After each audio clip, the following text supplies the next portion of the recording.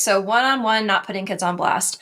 This was a hard lesson I had to learn as a young teacher because I came into the classroom wanting to make sure that kids saw me, this little 21-year-old person, as an authority figure. My fourth graders are pretty much as tall as me. So I was a little bit, coming in my first couple years of teaching, I just wanted to make sure that they knew I was, there for business. And the more time I spend in education, it really kind of veered away from that. It's not about being the authority figure in the room. It's about being a good teacher, a good mentor, a good adult in their life. So nobody likes, I guess, to be put on blast ever. No one likes to be humiliated, called out for behavior, no matter how silly or disruptive it is. It just doesn't feel good to be that one person that's picked out of the crowd. So kids are going to be kids. There is going to be disruptive behavior. No matter what time of year you're in, no matter how well seasoned of a teacher you are, there will be disruptive behaviors. The way that you react to those behaviors, though, it's imperative.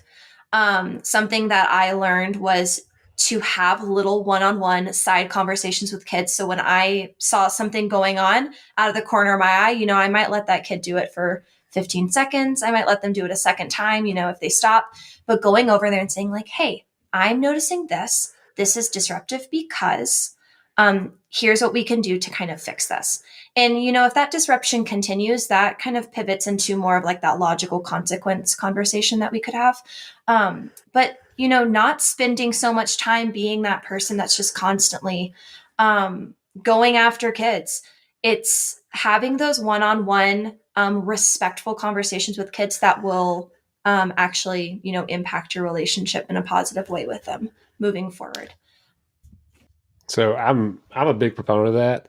And I wanted to add one little piece to that. And some of this might be as kids get older, they might appreciate this more. But I would ask them to step outside into the hallway and just kind of crack the door. And I would start that conversation with, I asked you to come out here because I didn't want to say this in front of everybody else. And I felt like I got a little bit of rapport like that. Oh, he wasn't trying to embarrass me. Okay. And I think that helps. And like, just be upfront with, what the conversation's about. And then just like you said, redirect the behavior and then go about your business. Yeah, absolutely. And I think if your kids understand kind of where the conversation is going, a lot of that disruption kind of leaves, right? Like if you give them, one redirect, two redirects, and you've been really mindful about the way that you handle behavior in the classroom. I think kids eventually, no matter what their age is, they kind of, are able to figure it out from there. So a lot of the times, I might redirect a lot in the beginning of the year, but they kind of know that there's a ladder, right? Like I'm going to redirect them maybe only like one more time. And then it kind of goes to the next rung, right? Like, okay, like let's talk, during your lunch period or your specials period about this a little bit more fully, or kind of you wanted me to talk a little bit about logical consequences. There is a whole different variety of consequences that can happen in a school. And I think the word consequences sounds very negative, but if you're able to be logical and mindful about the things that happen when behavior is negative in the classroom, then consequence doesn't have to be this negative thing. It might just be, a logical consequence might just be having a behavior, having a conversation, writing a letter of apology if you hurt someone's feelings, sitting out and having a mediation with a peer that you've had a negative interaction with. Consequences don't have to be like this negative thing. They can actually be turned into a really positive tool in a classroom. Yeah, and when you can use those, and even like throughout the whole building, anytime you can do that, there's a learning experience there too. Um, my it's kind of an easy example because it was very straightforward. Like sometimes you got to be creative with these, but I had a kind of a standing rule: if somebody made a mess in the lunchroom, I would go get them from fourth block, and they would help clean up the lunchroom. And the reason I would do it at that time is because that's when our janitorial staff cleaned up the lunchroom. So if they came back, they also got to see they were leaving this mess for these people. That was the reason we did that.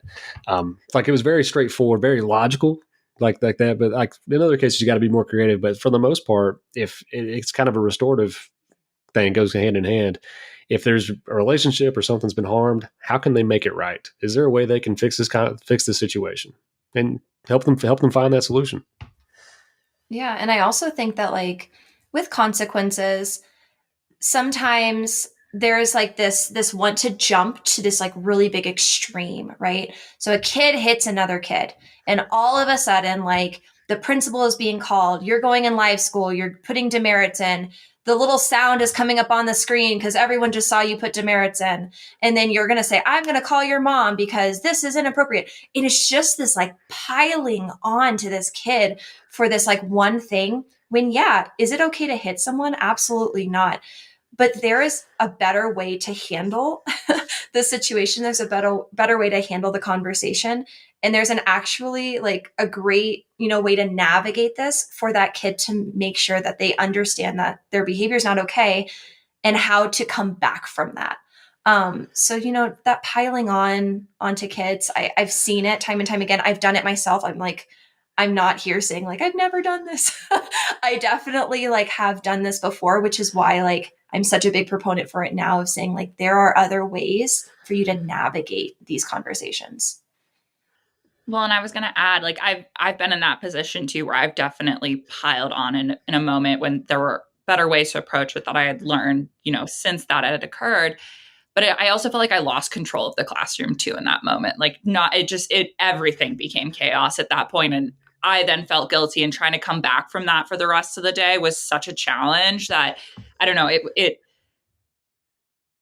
because it can come out of a need to like try to like you're trying to control the situation, like you get stressed out and you're like, okay, like we're facing this head on, but it ends up actually just like creating less control, I learned, which was a weird kind of situation to try to navigate and understand that. So anyways, just wanted to add that. Yeah, I was a disciplined guy and I was a football coach, so it may come as like a little bit of surprise. I hardly ever raise my voice, almost ever. Um, I found it like a long time ago. Like it was really hard for me to be like intelligent and logical when if I was yelling. I just didn't work real well. So, and I think that's probably the case for most people if they're honest. Yeah, I actually got more of a reaction from kids when I fell silent than if I raised my voice. Because again, kind of to Anna's point, adding to the chaos, adding to the frustration or heightened levels of like sensitivity that are happening, especially like in the elementary levels. Kids sometimes when they hear an adult yell or they see someone angry, they automatically are like fight, flight, cry. They have all these, different reactions. So kind of being cool, calm, and collected is probably the best way. Count to 10, take a deep breath. And a lot of the time you get their attention by taking that like moment to recollect. And they're like, whoa, what's happening? And if you do a good job of building a relationship on the front end, like you talked about how they like there's kind of a ladder to things, that part of that ladder is the kind of the famous teacher look. Like if they get to know you a little bit, they know what where the look is at. They know that look, so they'll respond to it just like silence, and probably more effectively than if you raising your voice. But that's kind of that's been in the teacher toolbox for forever. But that is the reason it works is because that teacher has a relationship with their kids. Mm-hmm. And have you also heard like there's, the teacher look sometimes is like seen as, there's like a scowl on your face or like your eyebrows are furrowed or something. I also tried to like do a teacher look where it was a smile. So I would have the teacher look of like, oh, like her face like shouldn't look like that, like she's upset. But also I tried very hard to like smile at kids and like, know that like give them the indication that they were doing like such a good job or like I cared about them or loved them. So there can be kind of like a flip side to teacher look, which I like. So if our Spotify listeners want to see the teacher look that's a smile, they're going to have to go to YouTube to see it. But you can practice it right now if you want. I mean, I've been smiling this entire time. Y'all are great to talk to. But yeah, I think that if you use both, in a balance, you've got a good handle on your class. I was going to say, I guarantee people listening right now are making that face. Like that's, they know the face, they're practicing it. The Flywheel Effect, harnessing the power of momentum to create a school culture that celebrates change and drives itself.